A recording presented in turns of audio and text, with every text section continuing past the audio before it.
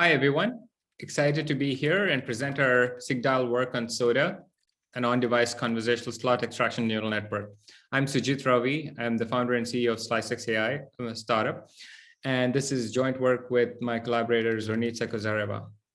So in a gist, the motivation of this work is how do we get all the amazing performance that we've had with big neural networks that have been running on the cloud so far and translate that to much smaller and tiny neural networks that are able to run on devices like your watch, your phone, your car, etc.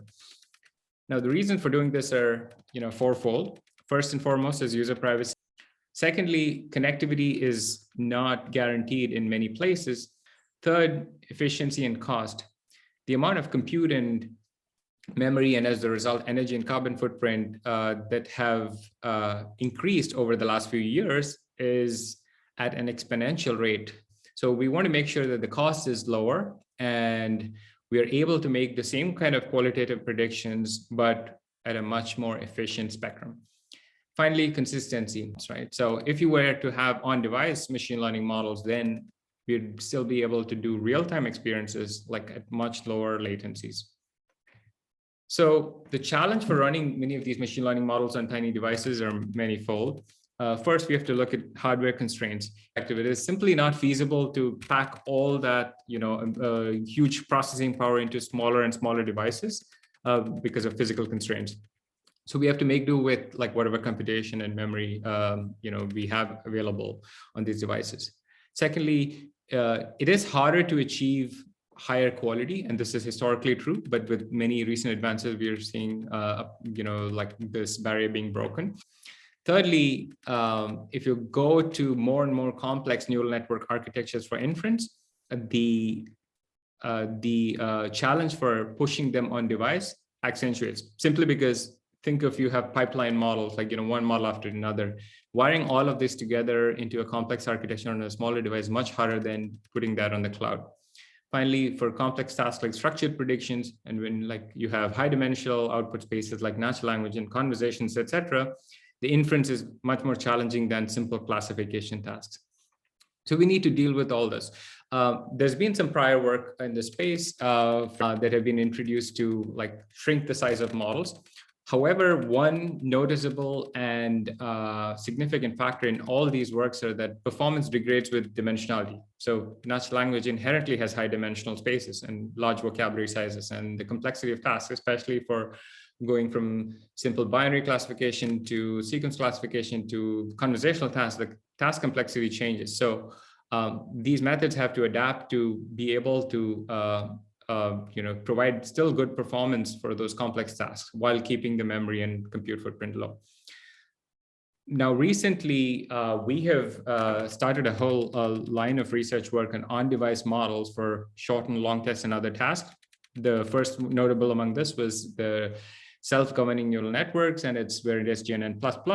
There's been published in the last few years, and we extended this to other vision tasks like projection CNN and other generalizable neural networks that use this core operation called projections.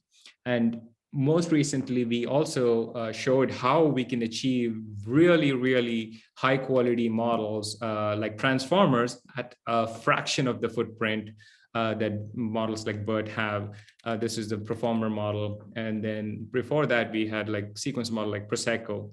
So there's been a lot of work in this direction, but most of that has been focused on how do we do classification, either on short text or long text. Now, can we do better? So our goal is, can we build on-device neural networks that are A, small in size, very efficient, that can generalize to complex tasks, more complex sequence tasks, like which are typical of conversational AI problems, and be able to model longer context in sequences, and all at the same time reach near state-of-the-art performance. So we still want to have high quality. And why is this useful? Because these models can be deployed to everyday tasks like your virtual assistants, on your phone, on your house, on your watch. And if you're able to make them work, then we can actually have continuous experiences. Our contribution is the SODA like architecture, which basically allows you to learn efficient neural networks for on-device conversational tasks. And using the SODA model architecture, we learn parameterized versions of the network on the cloud. And once learned, these we actually deploy the resulting model directly on device, and all the inference happens on device. Now, the advantage is the SOTA is actually a very efficient neural sequence model. Now, it's small in size as we want. That means compact footprint, fast in terms of latency, and it has fully supported inference on multiple, popular frameworks like TensorFlow, TensorFlow Lite, etc. Next, I'll give you a flavor of how we're building the SOTA neural network architecture and what are the operations that go into it. So think of your input as a sequence of tokens. Like, so if it's a conversation, it's like words in the conversational turn. And the first operation that we're going to apply is a combination of projections and conditioning. So projections basically operate on the raw text. That means the raw sequence that you see, and generate a series of intermediate features and subsequent projected bit representations. That means the entire input is converted into binary vector representations through what we call projections. So if you're interested in learning more about projection, please check out the previous work on projection networks and SGNN, etc. They have like detailed version of like how the math works. So at a very high level, what it does is it transforms this high dimensional space of features extracted from the raw text into low dimensional representations, that is like binary vectors. And this is done via modified versions of locality sensitive hashing, but done multiple times over and over again.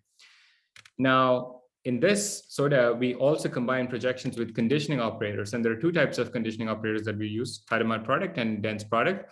And basically what that does is for that specific task or sequence, it actually learns a slightly different version of the projection operation. So once you project, you transform this using the conditioning operator such that you get a new representation.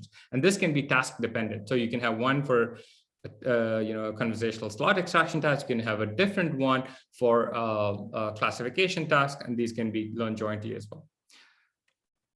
Now, at the end of this process, you will have other new vector representations of this sequence. And at this stage, we combine this with convolutions that are operating at the character level. So note that in the previous step, we already had projections and conditioning operators. These already operate at the character and the word levels.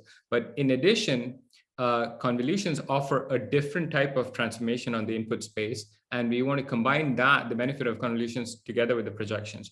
And so this is what happens in this stage. And together, after this, each word or each token in the input sequence will generate a resulting word embedding representation. So both the previous steps transform the input into word embedding representations.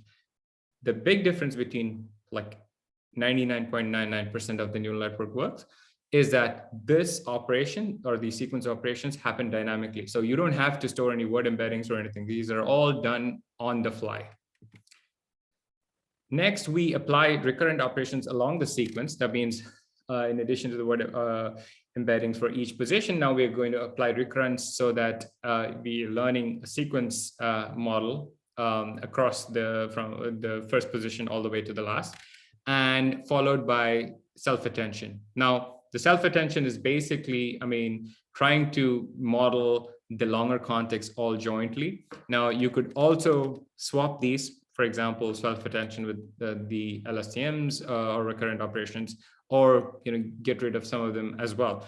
They have some impact on the performance, but together, basically what it's doing is like learning to attend to all the contextual or positional representations in the sequence, and at the same time encoding how the transitional probabilities actually affect each position. Finally, because this is a structured prediction task in the sense that like our goal is a conversational slot extraction task, we want to predict how each position or pair or sequence of positions actually convert into certain types of tags. So there's some structure there. So we use a conditional random field to actually learn these transition probabilities on top. So this is the final architecture. So in a sense, SOTA, like what I just described before, is a novel on-device dynamic sequence labeling network.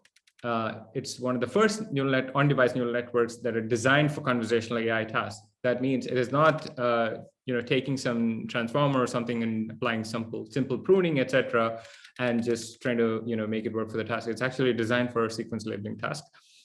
It is embedding free and memory efficient. It's up to 100 to 1,000 times smaller than your typical BERT models. And I'll show you the performance for these stats. Finally, we are able to compute fast dynamic projections and then combine it with these task-specific conditioning and other neural operations to achieve really good performance. And as a result, we can generalize to more complex tasks, longer text at very, very low compute and memory footprint.